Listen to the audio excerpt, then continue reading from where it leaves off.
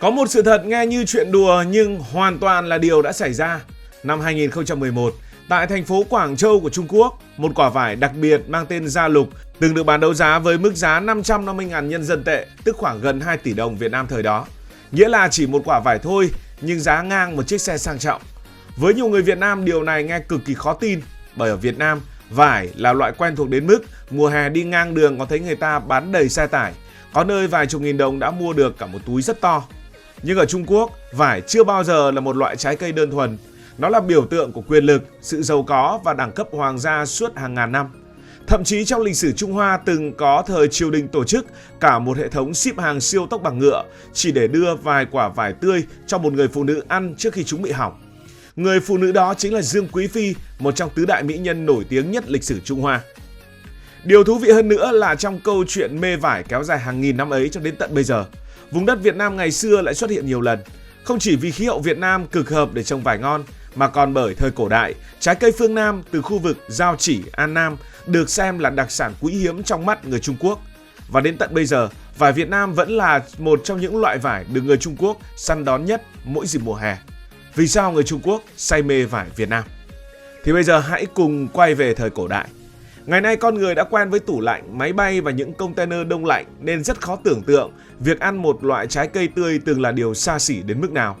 Nhưng nếu quay về cách đây khoảng cả nghìn năm, vải thực sự là một thứ cực kỳ khó vận chuyển và bảo quản. Nguyên nhân đầu tiên nằm ở địa lý. Phần lớn các triều đại lớn của Trung Hoa đều đóng đô ở miền Bắc. Những nơi như là Trường An, Lạc Dương hay Bắc Kinh có mùa đông lạnh và khô, hoàn toàn không phù hợp để trồng vải. Trong khi đó cây vải lại rất khó tính. Nó cần kiểu khí hậu mùa đông phải hơi lạnh để cây phân hóa mầm hoa, nhưng mùa hè lại phải nóng ẩm, nhiều mưa để phát triển ngọt và mọng nước. Điều đó khiến cây vải chủ yếu chỉ xuất hiện ở những vùng phía Nam như là Quảng Đông, Quảng Tây, Hải Nam và khu vực Giao Chỉ, tức là miền Bắc nước ta ngày nay. Đối với người miền Bắc Trung Quốc cổ đại, vải giống như một thứ quà đến từ thế giới khác. Nó mang hương vị nhiệt đới mà họ không thể tự trồng được. Nhưng vấn đề lớn nhất không phải là khoảng cách mà là thời gian. Vải cực kỳ nhanh hỏng. Hái xuống vài ngày là vỏ bắt đầu thâm, cùi mất nước và mùi thơm không còn được như ban đầu nữa. Ngày nay nhiều người ăn vải còn cho vào tủ lạnh để mà giữ độ ngon, huống chi thời cổ đại hoàn toàn không có công nghệ bảo quản. Bởi vậy, ai ăn được vải tươi ngon thời đó gần như đều là giới quyền quý. Và đối với nhiều người dân thường, vải chỉ tồn tại trong lời kể hoặc trong thơ ca cung đình mà thôi. Nếu có một cuộc bình chọn, người mê vải nổi tiếng nhất lịch sử châu Á, có lẽ Dương Quý Phi sẽ đứng đầu và không cần phải tranh cãi. Bà là sủng phi nổi tiếng của Đường Huyền Tông, vị hoàng đế cực kỳ quyền lực của nhà Đường. Theo nhiều ghi chép lịch sử và truyền thuyết dân gian, Dương Quý Phi rất thích ăn vải tươi, mà khổ nỗi kinh đô nhà Đường lại nằm rất xa vùng trồng vải. Để chiều lòng người đẹp, triều đình phải tổ chức cả một hệ thống vận chuyển tốc độ cao, ngựa trạm chạy ngày đêm từ phương Nam lên kinh thành. Tới mỗi trạm nghỉ sẽ thay ngựa mới rồi tiếp tục chạy tiếp, giống như chạy tiếp sức. Tất cả chỉ để đưa vải tới nhanh nhất trước khi bị hỏng. Nhà thơ Đỗ Mục từng viết một câu thơ cực kỳ nổi tiếng: một ngựa phi bụi đỏ, phi tử mỉm cười. Câu thơ này phía sau nó là một hệ thống khổng lồ về mặt hậu cần thời cổ đại. Người ta ước tính có những chuyến ngựa chạy hàng nghìn cây số chỉ để đưa vài chục quả vải tươi. Đó là lý do nhiều người gọi đây là dịch vụ giao hàng nhanh xa xỉ nhất lịch sử Trung Quốc, và có phim làm về cái chủ đề này rồi. Cho tới nay thì vẫn có tranh luận cho rằng số vải ấy được lấy từ đâu. Nhiều người cho rằng chúng đến từ vùng Quảng Đông hoặc Tứ Xuyên.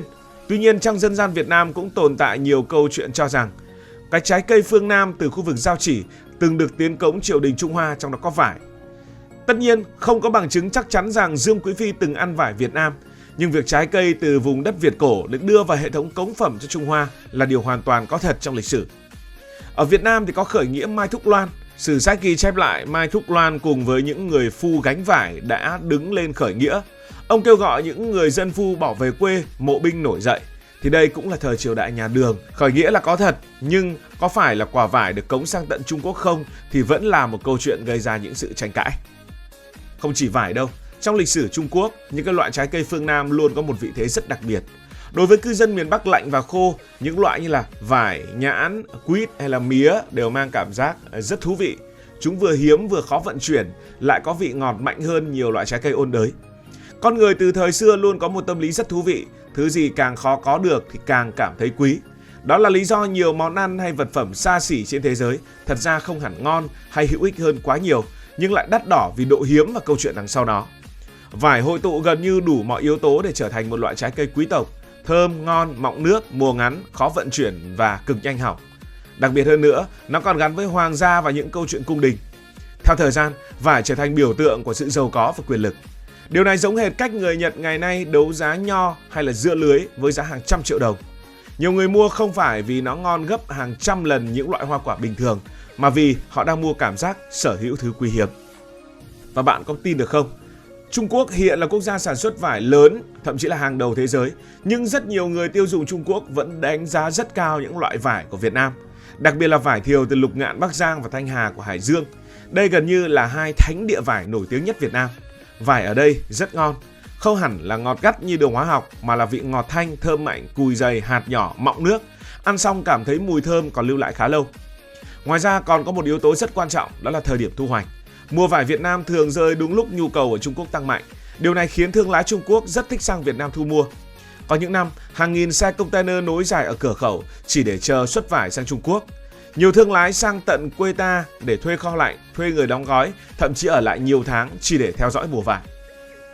Thế mới thấy, dù Trung Quốc là đế chế vải của thế giới, thì nhiều người Việt Nam vẫn không hề biết điều này, vẫn nghĩ rằng chỉ Việt Nam nổi tiếng về vải. Nhưng Trung Quốc mới là quốc gia sản xuất vải lớn bậc nhất trên hành tinh. Mỗi năm nước này sản xuất hàng triệu tấn vải, chủ yếu ở các tỉnh phía Nam như là Quảng Đông, Quảng Tây và Hải Nam. Ở Trung Quốc cũng có đủ lễ hội vải, bảo tàng vải, du lịch mùa vải. Cây vải cổ hàng trăm năm tuổi được bảo tồn như di sản văn hóa. Điều đó cho thấy vải không chỉ là một loại hoa quả, mà nó giống một phần bản sắc của đất nước này, đặc biệt là các tỉnh phía Nam. Thế nhưng mà họ vẫn thích vải Việt Nam, vẫn mê vải Việt Nam vì vải Việt Nam ngon và có vị thế đặc biệt. Dù công nghệ đã thay đổi rất nhiều, sự mê mẩn quả vải của người Trung Quốc gần như vẫn còn nguyên. Ngày xưa là phi ngựa xuyên đêm để đưa vài quả vải cho Dương Quý Phi. Ngày nay là container lạnh, kho lạnh thông minh, tàu cao tốc, máy bay vận chuyển trái cây tốc độ cao. Ngày xưa vải là cống phẩm hoàng gia, ngày nay nó vẫn là một trong những loại trái cây cao cấp được săn đón mỗi mùa hè. Và trong câu chuyện này, Việt Nam có một chỗ đứng đặc biệt. Từ một quả vải nhỏ thôi, nhưng phía sau nó là cả một hành trình kéo dài hàng nghìn năm. Nối từ cung đình thời nhà Đường đến vùng đất An Nam Giao Chỉ ngày xưa, những thương đoàn phương Nam, cho tới các xe container nối dài ở cửa khẩu ngày nay. Đó mới là điều giúp câu chuyện về quả vải trở nên thú vị đến vậy. Bởi đôi khi, thứ khiến con người phải phát cuồng không phải là vàng bạc hay kim cương, mà chỉ đơn giản là một loại hoa quả quá ngon, quá hiếm và quá khó để giữ được hương vị hoàn hảo của nó. Bạn có thích ăn vải hay không? Hãy để lại ý kiến dưới phần bình luận. Cảm ơn vì đã quan tâm theo dõi câu chuyện này.